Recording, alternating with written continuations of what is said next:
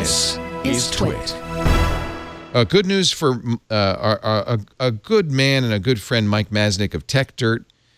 He was being sued by a guy who claims to have invented email. Masnick poo-pooed the claim in fairly strong terms.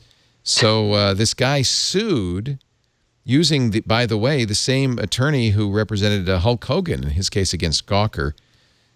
As you imagine, Techdirt is not a huge company and probably doesn't have very deep pockets. But fortunately, a number of people have come to their aid, and a $250,000 defense fund has been raised from, of all people, the Charles Koch Foundation, Craigslist founders Craig Newmark, Union Square Ventures Automatic, the WordPress parent, our sponsor, and the Freedom of the Press Foundation. More than $250,000. That should be enough, or at least it should help in Mike Masnick's defense. Mike said the lawsuit has already taken a massive toll on us and our ability to function and report. And I have to say, it's a fairly frivolous lawsuit. This guy's claims are, completely nonsense. Leo, that guy actually filed the same lawsuit against Gizmodo or against Gawker Media. And while it was like a rider to or a sideshow to the main Hulk Hogan one, but he won. Like that's one of the reasons he's going after Techdirt is because he won against Gawker Media. Wow. Because they had no defenses. Yeah. They had already been blown away by Hulk Hogan. They'd already been defeated, yeah. Well, and I was there at the time. I was working for Gizmodo, and it was, there was it was a painful time, I think, for a lot of the reporters there because there were only a couple of articles that had to be removed following the Hogan lawsuit. And one of them was this article that called into question this individual who claims to have invented email when, every computer expert that these reporters could contact said otherwise. And so anyways, it was a really painful time. And, and it's not, there you go. Yeah. That's, so right now we're looking at the page on Gizmodo, and the story had to be removed, and Gawker Media had a really strict policy about never removing any of the stories that were written, especially if they were true. And so, so in this case, it was rough, and it's sad to see that this is continuing. Gawker paid him $750,000.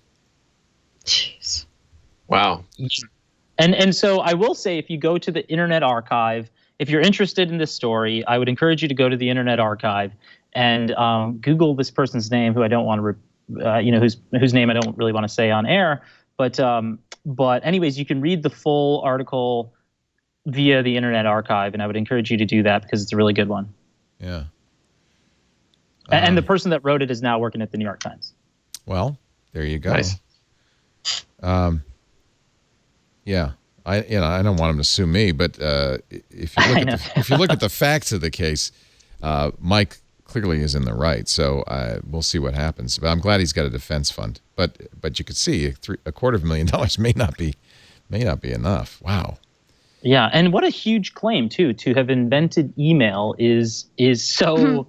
It's such a substantial claim, and well, it's also demonstrably. I mean, you can look at history and see where he says he invented email, but it sounds like he feels like, I think he genuinely feels like he invented it, but he invented it kind of independently after it had already been invented.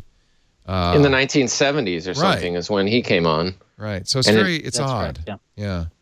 So yeah, and what this individual claims is that he invented it as a teenager, or maybe even younger than a teenager. Right. So I don't know. It's a very interesting story. I thought before I knew email existed, I thought of it. I mean, it's not necessarily. and you invented it in a school project. Yeah. I thought of the Snuggie too, but yeah, actually, here we are. There you go. There you go. Yeah. I invented the iPad way back in the 90s. Right. I duct taped my phone to my clipboard, and it's practically the same. Yeah, it's exactly the same thing. I mean, seriously. Yeah.